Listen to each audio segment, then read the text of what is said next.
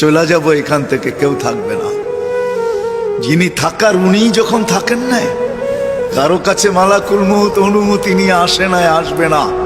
শুধু একজন মুহাম্মদুর রাসূলুল্লাহ সাল্লাল্লাহু আলাইহি ওয়াসাল্লামের কাছে মালাকুল মউত যখন আসছেন, তো আল্লাহ বলছে বন্ধুর কাছে অনুমতি নিয়ে ঢুকবে। অনুমতি দিলে ঢুকবে, নাইলে ফিরে আসবে।